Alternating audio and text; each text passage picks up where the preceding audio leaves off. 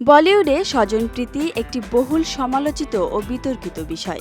ইন্ডাস্ট্রিতে তারকাদের সন্তান ও আত্মীয়দের সিনেমা জগতে বিশেষ সুযোগ দেওয়া হয় বলে হরহামেশাই শোনা যায়। তবে বিতর্ক যতই হোক, তারকাদের পুত্রকন্যারা সিনেমায় যুক্ত হবে এটা অস্বাভাবিক কিছু নয়। এবছরেও বেশ কিছু তারকা সন্তানের অভিষেক হয়েছে পর্দায়। সামনে দেখা যাবে আরও কয়েকজনকে।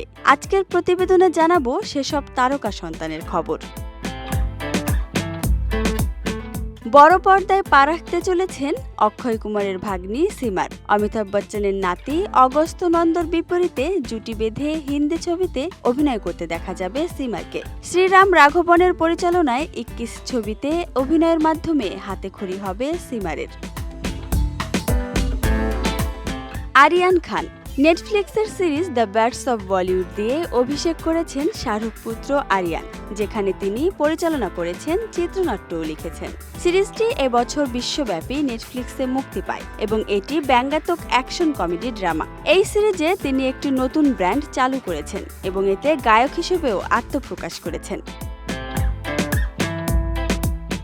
ইব্রাহিম আলী খান আগে রকি और রানী কি প্রেম কাহিনী সিনেমায় সহকারী পরিচালক হিসেবে কাজ করেছিলেন ইব্রাহিম।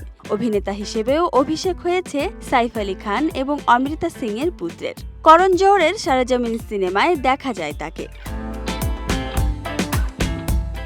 সানায়া কাপুর সঞ্জয় কাপুর মাহিব কাপুরের মেয়ে সানায়া, জাহ্নবী ও খুশি কাপুরের চাচাতো বোন তিনি। 2022 সালে তার প্রথম সিনেমার নাম ঘোষিত হয়, তবে নানা জটিলতায় আসেনি তার সিনেমাটি। বেধড়ক নামে ছবিটি স্থগিত হয়েছে বলে জানা যায়। চলতি বছর বিক্রান্ত মেসির বিপরীতে আঁখো কি গুস্তাখিয়া ছবিতে পর্দায় অভিষেক হয় তার। আমান দেবগন নামের সঙ্গে দেবগন পদবি দেখেই সহজে বোঝা যায় অজয় দেবগনের সঙ্গে তার সম্পর্ক রয়েছে। তিনি অজয় দেবগনের ভাগ্নে, নীলমের ছেলে।